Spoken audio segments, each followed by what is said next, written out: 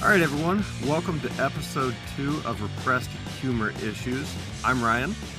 And I'm Dan, the guy holding this whole thing together. Thank God for you. I do want to take a moment to thank all 10 of our listeners from last week. That is number 1 on our own self-elected chart. So I think we're doing really well. Haven't really got the Jolt Colas or anything like that coming in to invest in us yet. But I know episode 2 is going to set us off and jettison us to future heights. Yeah, so just so you're aware, I've given up on Jolt. I've decided that we're going to go after a WeWork sponsorship now. Oh, they've had a rough week. Rough week. I mean, we've got to hit people at their lows so we can bring them up. So I came up with a new slogan for WeWork. It's called We Work. Well, really, we don't, but we're trying. I like that. That's actually really good. Yeah, I had a kind of a whirlwind week, as you know, but I'll regale everyone. For our day jobs, we work in the tech industry, but had to go over to Europe, and that was fine, dandy, and all that. And I got to collaborate with a lot of coworkers, which is fantastic.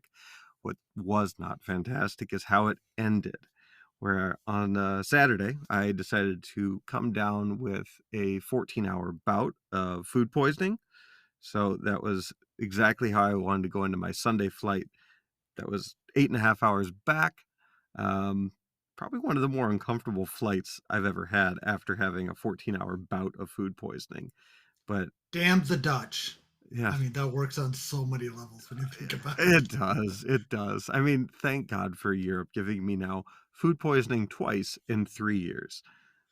Well, at least you were nice and kept it contained compared to that woman that just decided, hey, I'm going to run all the way through the airplane. There's like bits of logic that obviously elude somebody. Now, mind you, she's in disaster mode, but why run the length of the plane when there's probably restrooms right behind her? That never made sense to me. Like, I would have loved to see somebody draw out a path that she had to go and see how many actual bathrooms she past before she actually got to, well, her inevitable demise. So you want to Sigma 6 the fact that she shit her way through an entire airplane?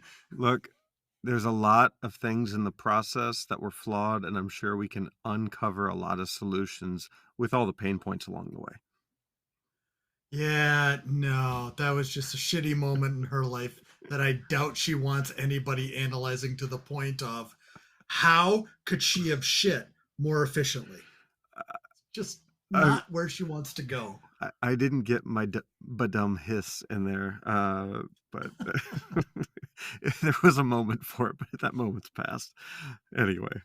Uh, Anyways, so so I know that was a random segue, but I just want to add that in there. So yeah, so just so everybody's aware too, if you didn't listen to the first episode, there's going to be very few cuts in this. We have some stuff between us that we decide we need like breaks every now and then just to catch up. But that's all we're doing. We're not doing any editing for cutting out sections or for sound or for bloopers. You get us in real time here.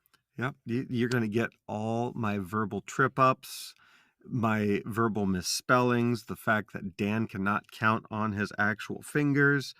So all of that's going to come through. Even in audio form, you're going to understand that he cannot count on his fingers.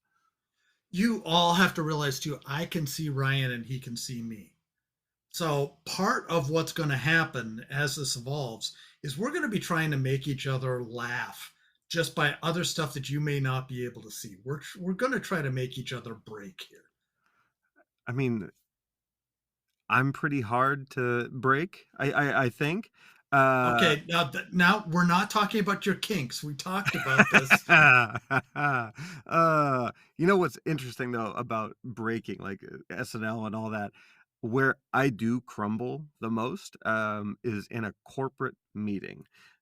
So let's say you and I happen to be on some meeting together, and you're making some sort of facial expression, or you send me some stupid meme or a Giphy or something like that. I will genuinely unravel, and I cannot collect myself to the point where I have to go off camera just to compose myself. This has happened more times than I care to admit. Had a friend many moons ago that that's all she would intentionally do is send me little stupid memes just to get me going, and it would take, like, that little curl of the lip, wry smile, and I would just lose every bit of composure. So I have a task for everybody based off of Ryan, what Ryan just said. Um, there is a detective from Colorado Springs called Joe Kenda. And if you've ever watched murder shows, you know Joe Kenda. He was a lieutenant in the Colorado Springs Police Department. Um, but he has some sayings that he has. And if you actually put yourself into, okay, Joe Kenda's a dirty old man, and then listen to him, what he says when he says stuff like, well, my, it takes on a completely different view of the show. Just watch a couple of shows and listen for when he says, like, oh boy, and think about it in dirty old man perspective, and you'll have a blast. I'm assuming this is all YouTube available? I would guess so. It's on Netflix, it's on Prime, it's everywhere. So I'm pretty sure you can hear Kenda say, "Oh my," just about on any streaming service you might have. I mean, that sounds like the Matthew McConaughey, "Alright, alright, alright," that kinda Yeah, thing. I watched Dazed and Confused over the weekend, and it's just like that movie did not age well. No? I No, haven't honestly seen it in, like, 15 years. that blonde that McConaughey put on, just that I don't know if that was a wig or he bleached his hair or what. It just doesn't work anymore. I think it was real because I did the Audible version of his book, and he talked about, like, I think that was his real hair, if I recall. That was a bad decision on his part. But, I mean, I guess it's kinda he's one of those actors that doesn't age, but I think he's always looked a little older than he was. I think, like, in Dazed and Confused, as an example, he struck me as not in his 20s. He struck me as being, like, closer to 40. I don't know if that's just me or anyone else. And that's where it makes it more disturbing when he says the line, he's talking about high school girls, and he says, I keep getting older and they keep staying the same age. It's just that line does not work anymore. Yeah, I mean, God, there's so many of those movies that I would love to rewatch just to see how well they stand up today. I mean, even the ones that I think are pretty safe, like, I don't know, Planes, Trains, and Automobiles. Like, does that still stand up? Is that still good? Are there elements of that that are off color at this point? I think the best one to do that with would be the Back to the Future trilogy. Wow. Just imagine some of the stuff that could happen in there. Because technically, Oh, he's going back in time and stands the potential of having sex with his mother in place of his father. I, And the I, time continuum stuff that's involved in that is bad enough.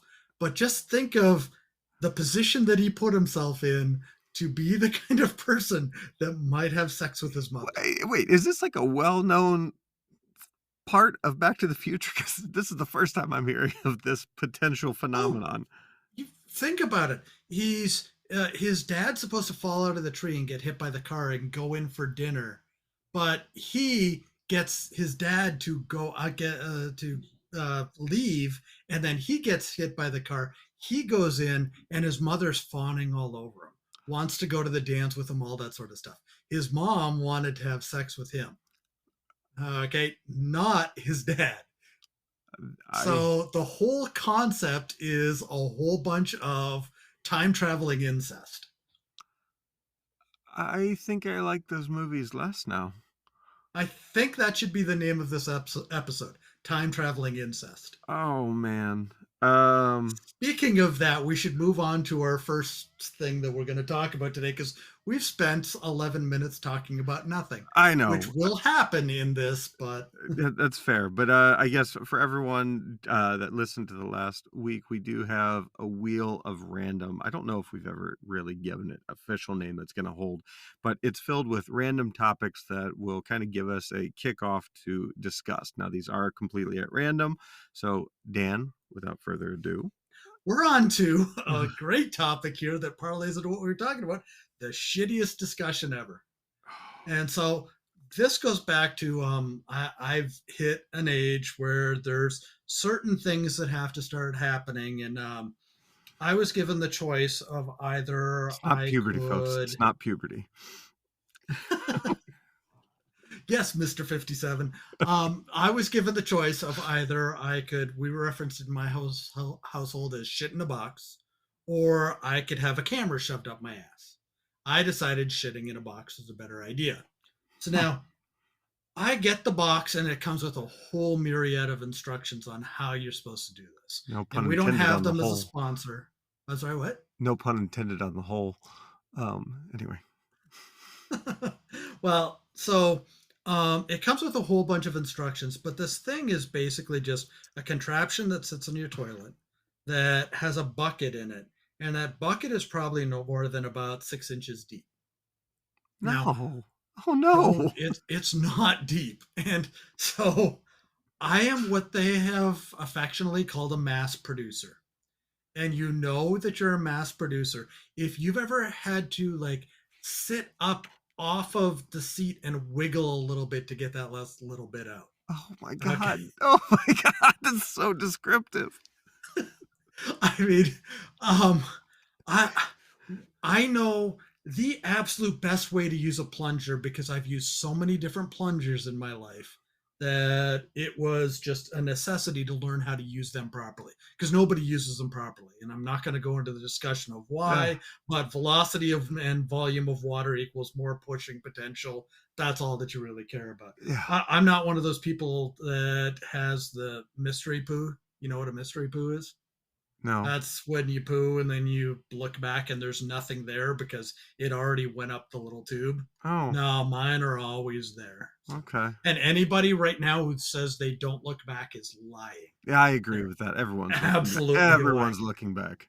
Everybody wants to know the texture. Everybody wants to know the quantity. That's what they're looking at. It's a health check. Every day it's a health check. So, anyways, they give you this bucket and it's about 12 inches around and maybe 6 to 8 inches deep. Okay. And I'm a mass producer. So I'm worried about this thing to the point that I end up blocking myself up a little bit, worrying about getting onto this thing. Little anxiety. Okay. If that was the worst of the problems, that would be okay. It finally comes to the point where I'm doing this. This is happening no matter what. Now, realize nobody can see their own asshole, especially when you're on the toilet. So lining up to this little bucket is a lot harder than you would think. Okay, so it turns out I crapped on the side of the bucket, Oh, kind of no. halfway in. Oh, my God. So then I'm having to manipulate my turd to get it in there to put the alcohol solution on. And then the the fun part about all of this is they make you take a little scraper and scrape to get some of it out. I believe they're looking for blood in the top level because blood in your stool is lots of fun. Uh, and I Oh. had to scrape this and stick it in a vial. Okay, it was like a sandbox for turds. It was horrendous. But the choice was between I get to play in my own turd box or I get a camera shoved up my ass. Oh, my God, Dan. Now you went a different direction. Yeah. I'm so glad I did. Now, yeah, I've done the colonoscopy twice. Now the prep work for a colonoscopy, not fun. Not We're, fun.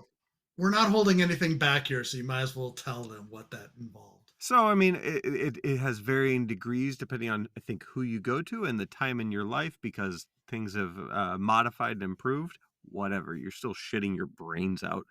Yeah, you start in my case with a couple pills. I think 2 or 3 rounds of pills that help relax everything and soften things up. And then you proceed to drink this lovely Gatorade solution, which I swear was over a gallon's worth. Um, that will then render you useless for the next 8 goddamn hours because you'll just be, well, at first it's productive, it's normal. You feel okay about it. And then hellfire and brimstone happen, where You become a shit pump. Yeah. but it's not even that. That is a given. The velocity that this stuff shoots out of your anus, and eventually it runs the color of Gatorade, and it ruins lemon lime Gatorade for you for the rest of your life, because that's the color you chose to put the stupid little powder mix in. So just know, whatever color you pick, you will not drink again for the rest of your life, because it eventually comes out of your body the same color. And then you've run clean. Um, Now, I do have a funny story about the actual colonoscopy. So it's noted in my files that, and this isn't a HIPAA violation, I'm sharing it about myself. So back off, everyone with health concerns here. Uh, my body fights anesthesia at an aggressive rate. So my very first colonoscopy, I was put under, all that. Everything's going great, swimmingly, until I wake up mid procedure and I'm on my side and I see the monitor that they're looking at. And the only thing that can come to mind, because I'm still waking up from anesthesia, is, "Hey, doc, I can see my butt." Um, and I've never had a mad dash of three people, the doctor and probably the uh, anesthesiologist and the nurse, all collectively go, "What the fuck?" And then put me back out at a very aggressive rate, because it took me another 3 hours to wake up post procedure, because they overdosed me at that point to keep me under. But I can definitely say I have stayed, or I woke up mid colonoscopy, because they didn't dose me heavily enough the first time. That's almost as bad as what I did. So when I I think you still was, win. I think you still uh, win with the shit box. I'm going to talk about something else that happened though. When I was 19, I had to have all four wisdom teeth taken out at the same time, and all four were impacted. Oh, So that's instantaneously they put you out. yeah. Okay, so I I go in, and this is in Canada, so they don't take you down on the gurney. You actually walk into the OR room yourself. Yeah, that's how they did it with me too. Okay. So I'm talking to this kid beside me that has to have major kidney surgery. And he goes in like 2 minutes before me into a different operating room. I go into my operating room. They do the count back from 100 thing. And apparently we all get to 95 and we're out. Um, Hmm. that's how it worked for me. But I wake up and I think it's only been like 5 minutes. They must not have done the surgery. Something must have happened, because I know I'm in a regular room. I'm not in the room that I originally went into. Now, this is my body waking up before my brain does. That always happens to me. And what I end up doing is sitting up in my bed and start talking to the kid that had major kidney surgery, that obviously had major kidney surgery because he's got tubes sticking out all over him. Oh God. And the other thing that I didn't realize is my mouth is completely packed with gauze. Oh God. There is nothing but garbled noise coming out of my mouth because there's no way that anything is projecting out of my mouth. That's when they decided to come back and gently tell me to stay the fuck on my bed, on my back, and stop trying to leave my bed. So I passed out a couple of other times while I was on the way up to what they called daycare at that point, which is where you're recovering from the anesthesia. Um, and I kept on gagging because there's this one string on the gauze that was going back down the back of my throat. And they said, no, just don't worry about it. It's fine. It's just you. Nothing's wrong. So I get down into the lobby of the hospital and I can't take it anymore. I'm walking at this point under my own power. My mom's walked ahead of me a little bit because she was the one that drove me. And I take all of this gauze Oh out of my no. mouth and drop it into the garbage and just keep on walking. And then I suddenly realized, wait, there was a lot of blood on that. Oh Turn God. around, look at it, and just keep on walking.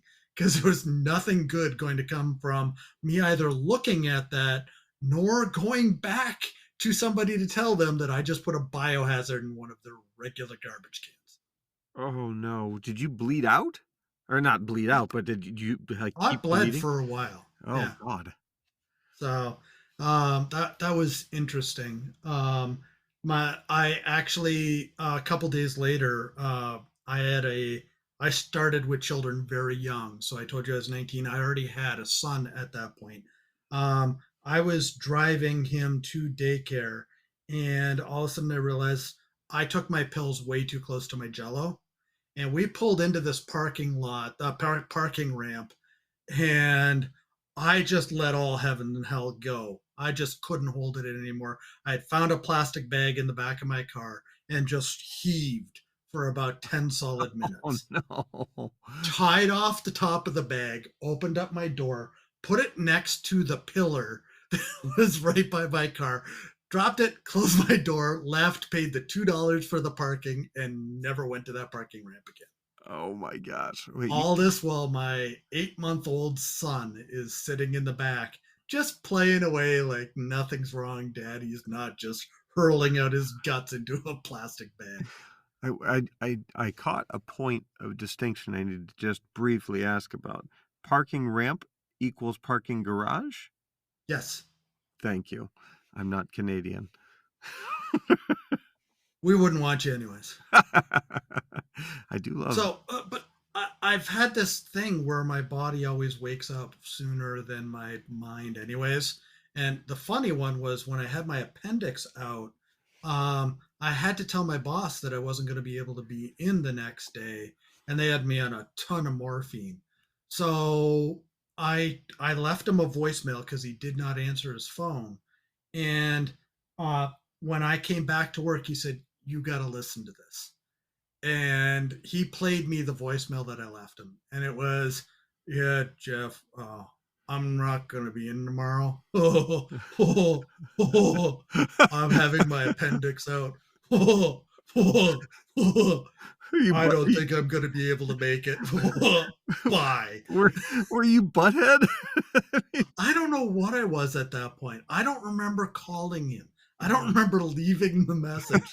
I was so out of it at that point that it just nothing worked. No, my body was there. My body said, "Can't go to work tomorrow. Gotta let the boss know." My brain went, huh, and decided, okay, let's just go along with this charade But I mean, like we know what we're doing. to your credit, you got through the message, albeit a funny sounding one. You still delivered the message.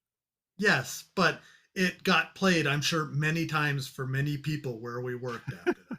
You know, it just dawned on me too. I know the show came back either still on or briefly, but Beavis and Butthead might date us. So when you're talking about dating us, they're cartoon characters. Okay. So they're not dating anybody. What you're referencing is making us feel old. Well, Let's be careful with that one because I don't want there to be any confusion in that whatsoever. I'm not like all, ooh, that anime character. I've got to get after that. Mostly because my wife will divorce me if I said something like that out loud in front of her. But well, I mean, gosh, what was your first animated film? Snow White? oh, we're gonna go there. Steamboat Willie. Oh, damn, that is older. Good work. Well played. Yeah, Well wow. played. You got a new nickname again. I'll take it. Now, I do wanna pivot just a bit. I kinda wanna this is born out of some frustrations from my, travels and observations. You and I were actually texting about it, but, worst human beings ever. Yeah, and the idea on this is they're not the worst like a Donald Trump or an Adolf Hitler. They are the people that just do stupid things without thinking about them that intrude on your day that are annoying beyond belief. Yeah, it's kinda like the Peter Griffin, "You know what grinds my gears," uh, Yeah. segment. So, I mean, I'll just jump in because I'm still peeved. I'm actually getting, like, I can feel my blood pressure rising over this because it irks me so bad, but I spend a lot of times in airports. It's just part and parcel to my day job, and one of my biggest pet peeves is probably when you're walking in a wide open corridor that's, maybe 20 to 30, 40 feet wide. And you're walking in your lane and you're very dedicated to where you're going. But then there's that one person and you can see them kind of creeping over from the slow lane across the middle lane, across the other middle lane into your fast lane because they're on their phone or they can't do directions or whatever it might be. And then they happen to walk just a smidge slower. So you have to choose to go around them at a different direction. And as soon as you do, they've started going back their other direction, back to the slow lane. And it's like they're intentionally fucking with every shred of your being. And this is when human selection should be allowed. Yeah, I think you should just be able to lead with elbows and knees in those cases. I I, mean, it's just that there's an evolutionary component to this where they're not going to get it. So survival of the fittest, and the fittest has the sharpest elbows. I'm you and I actually agree on something here. I So celebrate this moment. the person that I hate the most in that case is the person that comes out of Brookstone that has just bought that neck pillow thing that goes around their neck that they overpaid for because they could have got it from Amazon for $5.99, but instead they go into Brookstone and get it for $599. Or they just came out with the new iPhone case that they bought at the airport. Never buy anything at the airport. It's just overly expensive for no reason. If you had an ounce of planning, you would be able to figure out how not to do that. But what they'll do is they'll come out of one of those stores and they'll walk towards the middle and stop. Oh, And they're completely oblivious to everything going around with them. And all I want to do is swing my luggage at their head it's like messenger because bag to the skull. there is no redeeming value. My backpack, I was traveling last week as well. My backpack had 2 laptops in it. It weighed a good 20 pounds. I could take a human out. And that person is asking for me to prove that fact. Yeah, that's a rough one because I mean I think that even obviously that bleeds beyond airports that will go to malls or grocery stores or whatever. I mean, like, even somebody in the middle of an aisle that actually has not picked a side of an aisle, but the middle, and then stop to look at a list. I can appreciate looking at a list. Let me be real. I'm not a dick. I'm understanding. I need to check my own lists. I get it. But peel off to one side. Don't just stop in the middle. And I'll say this too. I saw a meme last night that was so fucking fitting. It's people at Target, they're off to the right side or left side. People at Walmart, and it had somebody kind of horizontal, like Austin Powers backing his little go kart back and forth, taking up the entire aisle for whatever reason, but looking at nothing except for their fucking phone. Yeah, and there's another one that really bugs me at the airport, and that is the person that when they get into the lane where you're going to TSA security has never before been through security and has Oh, no idea what to do. yeah. And the first thing that they'll do is they'll just stop and there'll be that big gap in front of them. And by big gap, it could be 4 feet, it could be 40 feet. It does not matter to me. You keep up with the people in front of you. I Yes. mean, there's no 6 foot distancing anymore. Screw that shit. Yes. Okay. You keep up to the person ahead of you. I don't care if you have to drag your child by both hands while holding the luggage, while their lips are smacking on the ground. You keep up with the people in front of you. And then they get up to the podium and it's like, okay, now what am I supposed to do? And it's like, if you got through life to this point, you know you need a ticket and you know that they need ID. And in some cases, you just need ID because your ID, they can look up your ticket. Just show them the fucking ID and get the fuck out of my way. And of course, this is the biggest bottleneck in the entire airport because these same people then don't know how to take off enough of the clothing and stuff that they're supposed to have, get their toiletries out of their bag, get their computers out of their bag. So it takes them like 42 minutes just to get through security. Yes. And the worst part is if you have TSA pre like I do, and I'm pretty sure you Yeah. do as well, um, really we should get into the faster lanes. It should be quicker, but it people still lose their fucking minds because they have no idea what they're supposed to do, and it annoys me to no end. And that's the reason why people bring guns to the airport. But I don't know. You picked up on something else, and we might lose a few viewers over this, but I'm gonna just jump into it because children on planes, children on Oh, planes. Can we oh, can we please, any airline that wants to do an adult only flight, I will pay you extra dollars, hundreds even, to have an adults only flight. I know there's human children out there, but I will take my chances with an all adult plane over any kids, especially that 6-month-old infant. And I know not every infant is going to be the problem. I know parents are trying their hardest to keep their kids quiet. I appreciate all of that. And I give respect and kudos for people trying to travel with their children. I know it's not easy, but I don't want to be on that flight with you anymore. so I've got a solve for this, and I know we talked about a solve for this. I've got a better solve for this. Oh boy. Okay, anybody that is flying with anybody that is under the age of 10 has to fly Southwest. Okay. Because, first of all, I used to fly Southwest a lot Yep. because it was the cheap airline, and the company that I was working for wanted me to fly the cheapest way that I could. And I never had to fly overseas, so I didn't have to worry about that. And I got a whole bunch of points. But people don't know how to fly on Southwest, so I just stopped flying there. I pay the more expensive stuff. I like having my assigned seat.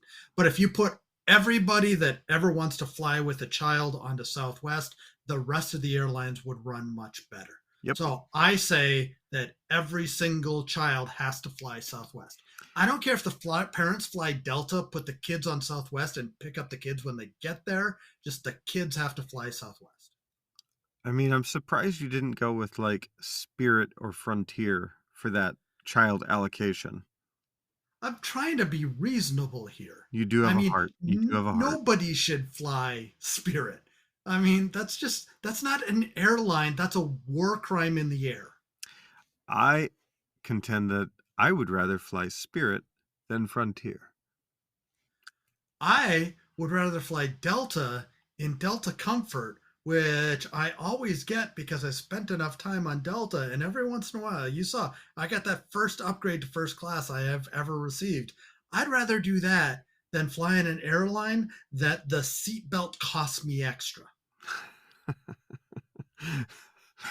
I I don't want to fly in a flight where the Wi-Fi is basically somebody just turning some sort of lever as fast as they can to be able to make the internet go faster. It's just I, hamsters. It's just hamsters. But I mean, you and I know I'm a Delta guy as well. So I loyal probably to a fault. I'm with you. Southwest it so is. so we can't get out of this without talking about the other idiocy, and this is not in the airport. This is on the road because everybody Oh. talks about the worst people in the world are the people that get into the left lane that do under the speed limit. And yes, robbing is racing. Push them into the guardrail, get them the hell out of the way. Okay, that should just be the law. But the people there's another subset of people that annoy the hell out of me, and it's when a lane is going to end and you know the lane is going to end. Oh. Yes. Okay, and there's two choices. There's the people that decide I'm going to wait till the last minute to get in, but I'm going to creep at 5 miles an hour while I do it. Or there's the people that there's the lineup for 4 miles and they're going to stay in that right hand lane that's going to end for all 4 miles and then peel in on everybody else and just push their way into the lane that causes the whole traffic jam in the first place. Yep. I Now, don't know which is worse actually.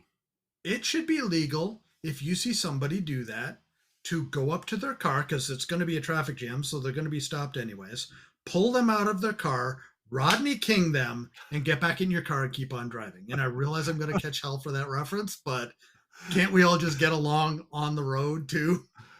I mean, it does baffle me that we've come this far with cars on the road since what, the 1900s, and this is still a thing.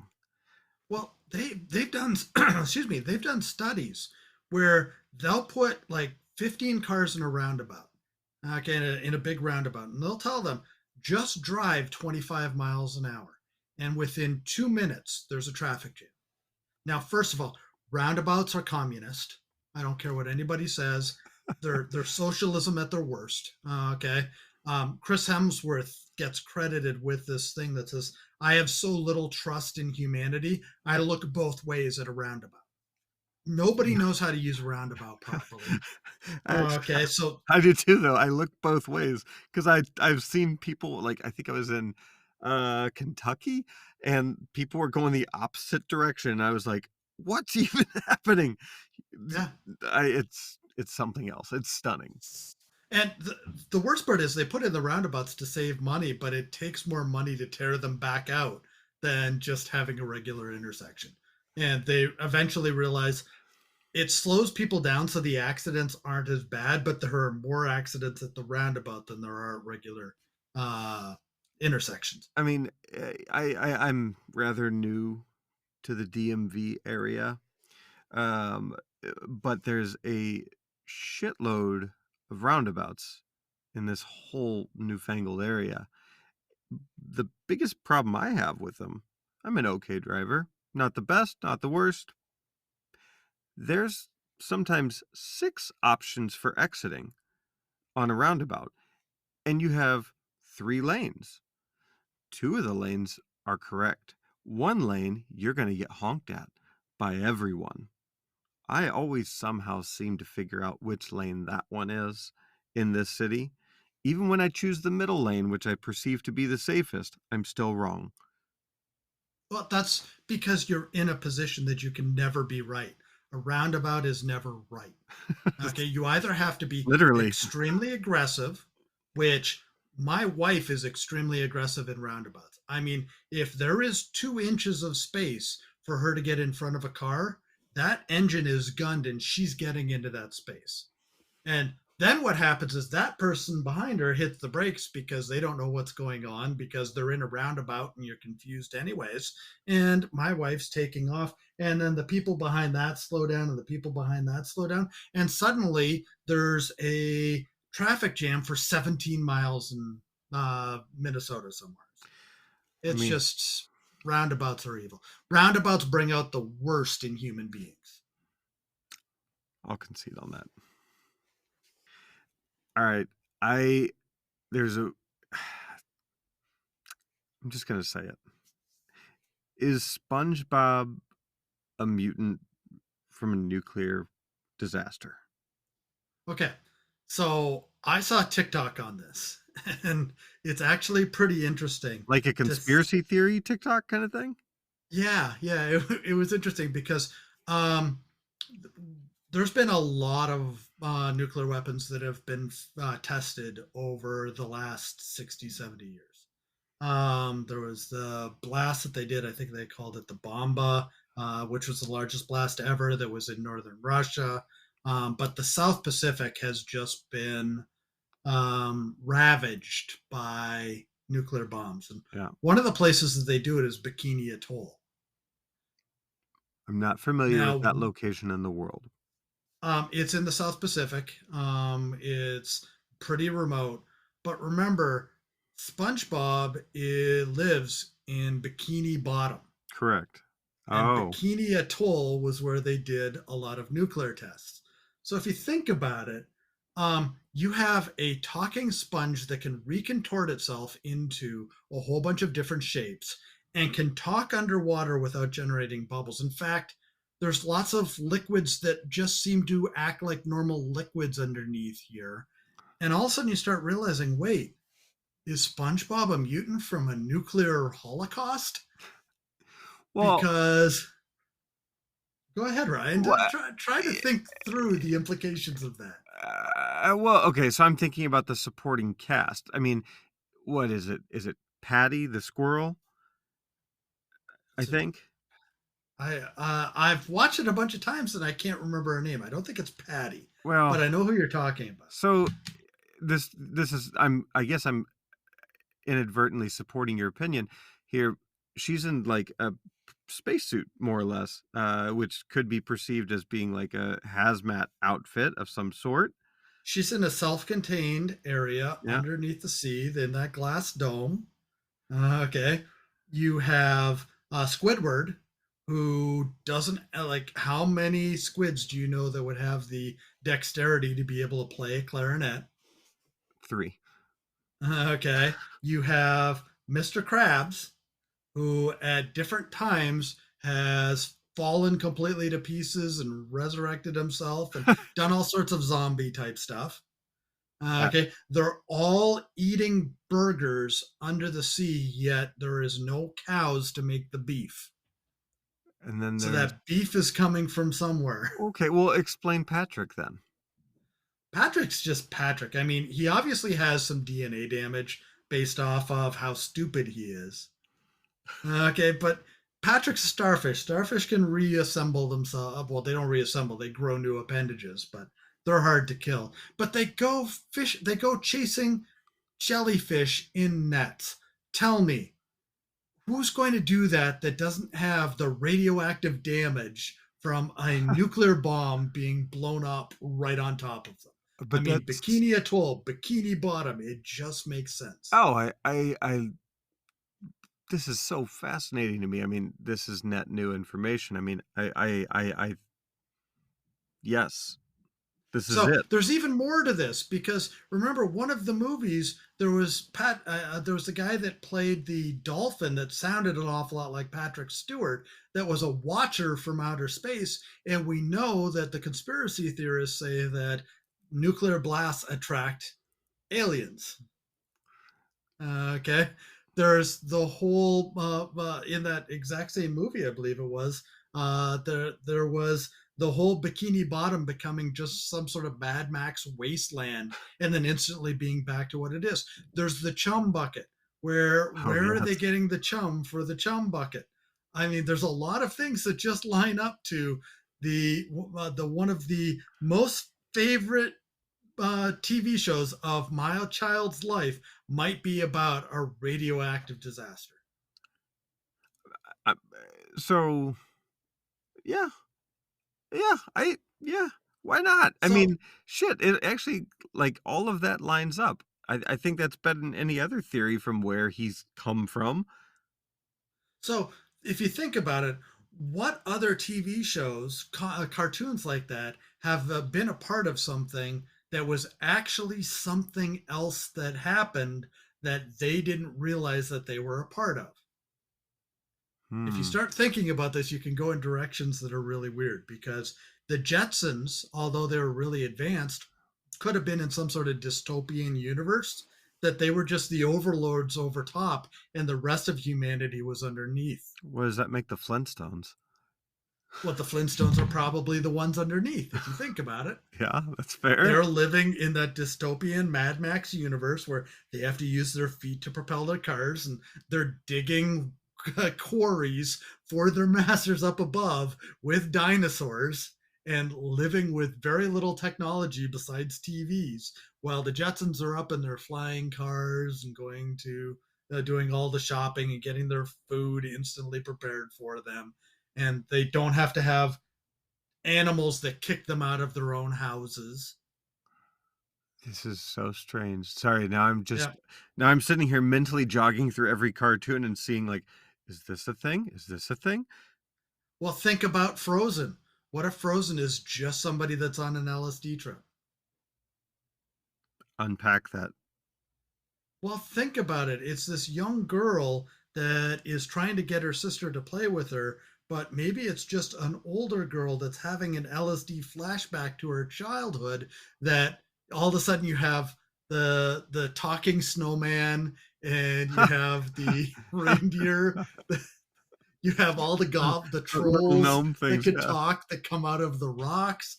I mean, you have the ice monster. I mean, it's an LSD trip if you've ever seen one. Yeah, I mean, that's alright. I wanna disagree with you, but that's hard to disagree with.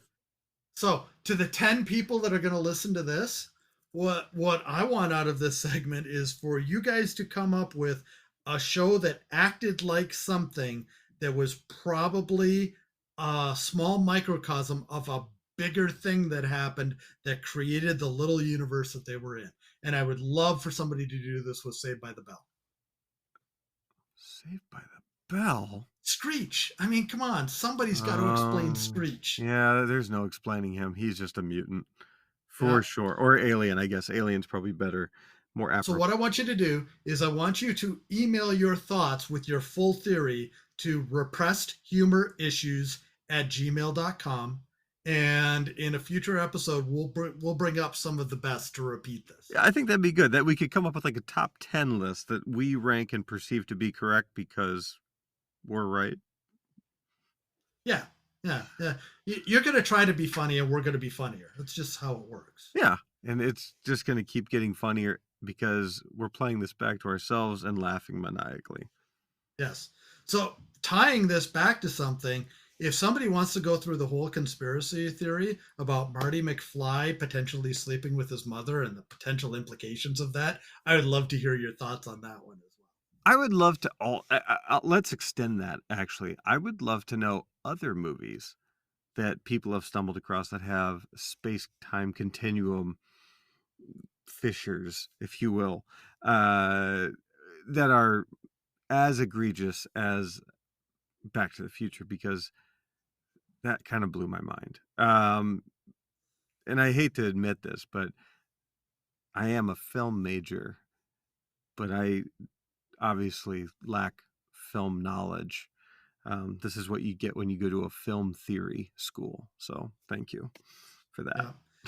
And so the last piece of this that I'll go to is I want to hear the worst movie that you've ever seen. I Ryan and I have a thing. I'm Mhm. supposed to watch a movie. I forgot what it is. What was the movie again? Wait, when we were talking about last week? No, we were talking about it a few weeks ago. I say that the worst movie ever made is Ice Pirates. Okay, Oh, yeah, was it Velocipaster or Jesus Christ Vampire Slayer? no, it wasn't either of those. It was something else that you told me that I have to watch. We'll figure it out afterwards. Okay, all But right. I want to hear the worst movies that you've ever seen. And again, we'll put together a top 10 list of the worst movies that everybody, all 10 of you, have listened to. So last time here, it's repressed humor issues with an S at gmail.com. Send us your lists. I love this. I actually hope we get 11 listeners and we get a top 11 and we can skew this a little bit differently. That'd be fantastic. You're just going to send in like 14 of your own lists. I can tell this already. Maybe. I am curious. I have an affinity for watching what people perceive to be bad films because I think they have a cult following element to them, you know? I mean, now I think the horror genre is a little bit different where it carves out its own cult classicness, but then there's some that are just bad movie cult classics. So, um, Yeah, like horror is something different because it's a race to the bottom. yes, it is. Okay, there's the high production value ones, and then there's just I'm gonna get known on Rotten Tomatoes for having the worst horror movie ever. But Yeah. then there's just bad movies, and one of those bad movies that you could look at as an example like this was the prequel to Dumb and Dumber, which may be the stupidest movie Yeah. ever made. That was And really rough. you know it's the stupidest movie ever made when Trey Parker and Matt Stone dropped out of it because of how stupid the script was. So realize there's bad movies out there, but then there's bad on a whole new level. And I dare somebody to watch Ice Pirates and tell me that it's not the worst movie you've ever watched. You could watch Battlefield Earth, which still has like a 4 on Rotten Tomatoes, and still believe that Ice Pirates is worse. I still contend that Velocipaster might be the worst film I've ever seen. Uh, Guns Akimbo. I've heard that's pretty rough. I've never seen it, Oh, but we watched it this weekend because my wife has a Harry Potter fixation. So it's Daniel Radcliffe. And so, of course, she had to watch it. And there was nothing redeeming about that whatsoever. None of it made sense. It was idiotic. I'm not going to ruin it for those people that actually want to go and watch it because you're a Harry Potter fan, That's the but one where it he's is a got, like, guns bad movie. attached to his hands, right? Yeah, Yeah, yeah, yeah. it's basically a they call it schism, and the people have to go and for money they go and kill other people and that sort of stuff. There's no plot to it. You've just heard the entire plot. The rest of it is just it's 90% Daniel Radcliffe trying to run away from what's happening to him. You know, So, I'll leave on a different note. I revisited a film I haven't watched in a while. It's a very early Christian Bale film called Equilibrium. I don't know if you ever saw that. I actually quite enjoy that film, and it does still stand up to today pretty damn well. I mean, yeah, sure, everyone's gonna make correlations to The Matrix because they came out near the same time. and they dress the same. They dress the same, but I think it was a pretty great film that kind of fell off the radar a little bit. So my two most underrated films ever um, are Eternal Sunshine of the Spotless Mind. Ah, love that movie so much. And I read stuff about it. One of my favorite part about that whole movie is that the directors were purposely giving Jim Carrey changes to the script at the last minute to throw him off, so he couldn't be Jim Carrey. He couldn't be the uber prepared guy that he normally was. He had to roll with the flow, and apparently he does not do well in those situations. And Interesting. the other one that has a really interesting message in it that we actually watched this weekend is The Adjustment Bureau. It's a, Emily Blunt, Matt Damon movie, and it starts out slow, but it is a really good message at the end of it. So it's just one of my favorite movies to be able to watch. Huh, I will have to Now check it's that out. different than a dirty pleasure movie. You know, my dirty pleasure movie will always be Dumb and Dumber, the first one. I loved that movie to no end. Yeah, there everyone's got those movies that you can just put on whenever. I think, like, mine is probably, like, Tommy Boy or the first Anchorman. I think both of those I can just watch whenever. It's the quotables, you know. Yeah. I thought the Rocky Mountains were going to be rockier than this. Yeah, that John Denver is full of shit. And Harry, you're alive, but you're a horrible shot. And when Harry's sitting there choking him because they're freezing, and he says one of the favorite lines is, "Harry, your hands are freezing." It's just there's so much in there. Like, just let it go. Oh. Oh, that's warm. Oh, that's nice, or something like that, yeah. Yeah. So, Oh, I love that. yeah. So, anyways, I think we could come up with a lot of these lists. Yes, yes. The one we want to work on first is the either the movie or the TV show that, although the characters act like they're in a normal reality, they're in a different reality. Yeah, I love that. Okay. And then we also want your worst movies ever. Yeah, and go deep with that. I don't think, like, they should be time bound to any certain decade. I want atrociousness, like, unwatchable films that make you pain to just even sit there and go through an iota of another second. Yeah. If somebody comes up with the Scott Baio movie where he gets telekinesis and puts that on the list, you get bonus points. Well, I think you gave away too much there. Oh, I'm sure there's a whole bunch of 1980s Scott Baio movies that nobody can watch past 5 minutes, anyways. So they have to torture themselves to get to the point where they're going to figure out this one. You're very No right. Googling allowed. No Googling allowed. Just find it naturally. Let Scott Baio come to you. All right, Dan. So we are almost out of time here, but I want to give you the opportunity to leave everyone with one of your ever so excellent final thoughts. Sure. So we did a prank last time, so we're going to do another famous prank in history. And this one's actually pretty good. Back in the 50s, the BBC decided that they were going to try to prank people on April Fools. So what they did was they talked about the Great Spaghetti Harvest. And what happened was they actually had some people go take cooked spaghetti and throw it all over trees. And it was somewhere in Switzerland or something like that. And they talked how there was a disaster brewing because the spaghetti harvest was going to be so poor that year. And they actually have video of people pretending to harvest spaghetti off of trees. And they did this in typical BBC fashion. They did it deadpan, and people had no idea that it was actually a joke. So for years afterwards, people would talk about how, no, spaghetti's growing on trees. You got to go harvest it, not realizing that it was just a BBC prank. That's incredible. That is incredible. Good job, BBC. That I need. Okay, I know what I need to Google walking out of this episode. Yes, yes. If you Google the Great Spaghetti Harvest, you'll see the videos, and it's like it's video. It's not just radio. There's video to it that explains the whole thing. That's even better. Go BBC. Yep. Awesome. Well, I want to thank everyone for joining us on episode 2 of Repressed Humor Issues.